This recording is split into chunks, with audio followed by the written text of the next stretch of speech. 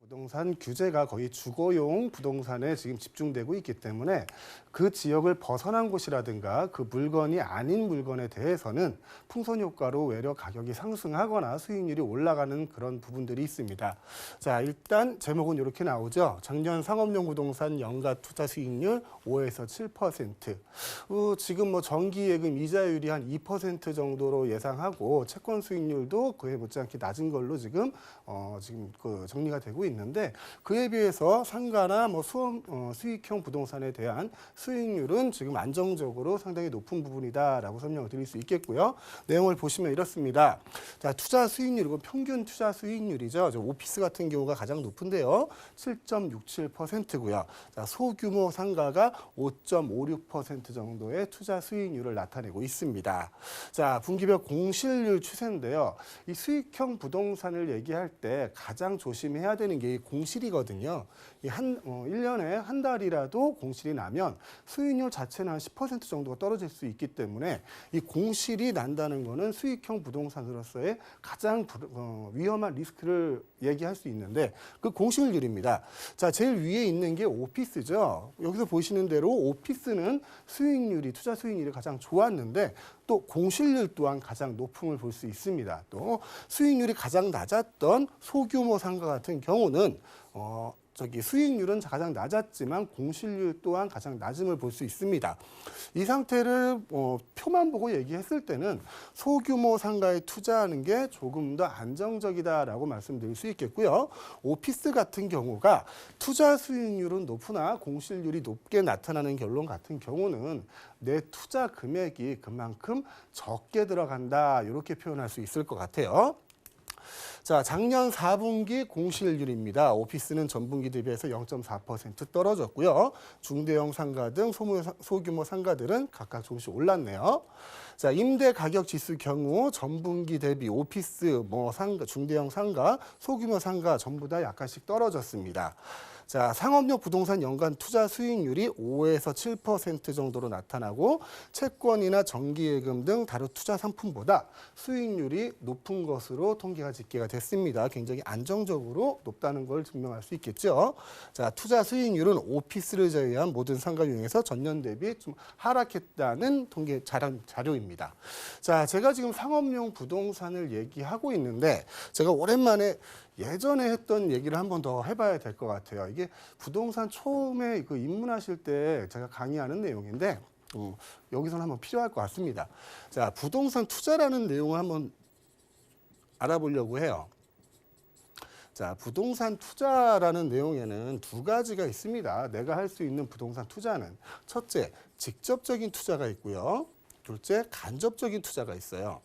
자, 직접적인 거는 말 그대로 내가 직접 내 금액을 투자해서 매매를 해서 내가 사용 수익을 하거나 아니면 임대 수익을 얻거나 이런 걸 직접 투자라고 얘기를 하고요. 일반적으로 가장 많이 행해지는 투자 방법이죠. 자, 간접 투자라고 하면은 내가 직접 하지는 않습니다. 어떤 사업이라든가 계획에 대해서 개발 계획 같은 거에 대해서 간접적인 기관을 통해서 투자를 하게 되죠. 그걸 흔히 제일 많이 쓰는 게 리츠죠. 리츠를 가장 대표적인 간접 투자 상품으로 볼 수 있어요. 자, 간접 투자 상품에 대해서 오늘 좀 접어두고요.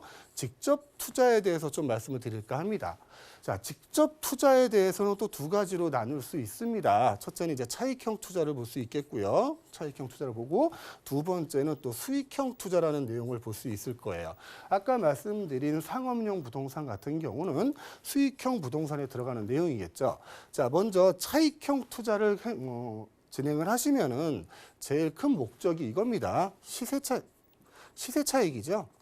시세 차익을 얻기 위해서 차익형 투자를 진행을 합니다. 일명 많이 행해졌던 갭 투자가 가장 대표적인 방법일 겁니다.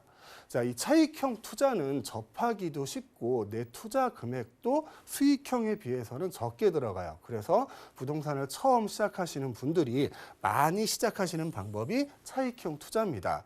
그리고 지금 19번의 부동산 대책을 통해서 강도 높은 규제를 가하고 있는 것도 이 차익형 투자의 주거용 물건에 대해서 그 규제를 강하게 가하고 있는 거죠.